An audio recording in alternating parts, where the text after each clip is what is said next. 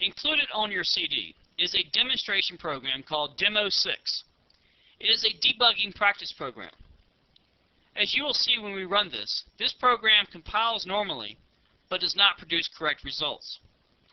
Allow me first to give you some background on the code. The variables that are declared and initialized are mainly short variables. As you can see, they're all short integers, with the exception of the average worker hours variable, which is a float. Each of the integers have been given an initial value. In the case of the worker and hours variables, you can see the values given. The total workers and total hours and average worker hours have been initialized to 0. The next segment of the program is to calculate by adding the two worker figures together to get total workers, to add hours 1 plus hours 2 to accumulate total hours.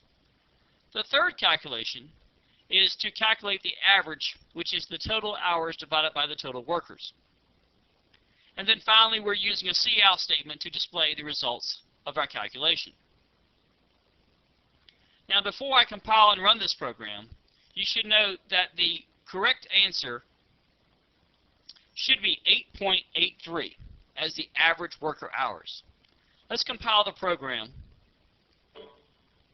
which yields no errors and no warnings, and then produce the result. Now, as you can see, the average hours worked is calculated as 8. But as I have verified by hand, the answer should be 8.83. Returning to the program, do you see what the problem is? You may want to take a few minutes to look at this practice program to see if you can determine what the problem is with this code.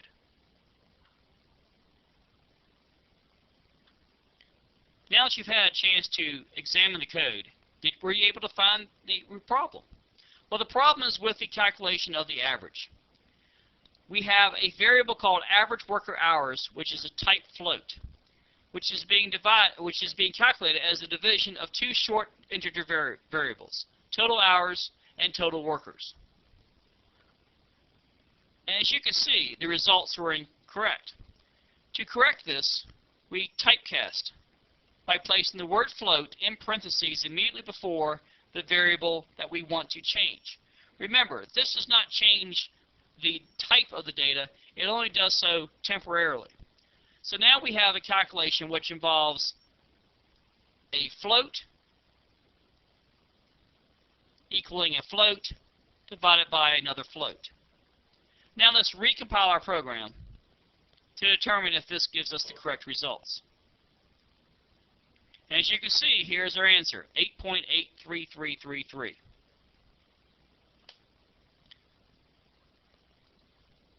You should always verify your results with some test data to make sure that your calculations are indeed working. As this program proved, your program could very easily compile error-free and not produce correct results. It is up to you as the programmer to verify that your code is indeed working.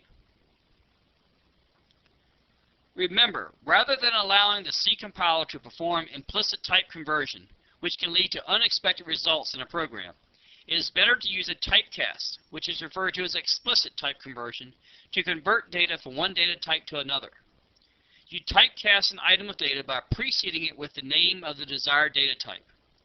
When you typecast a variable, C creates a temporary copy of that variable using the new data type.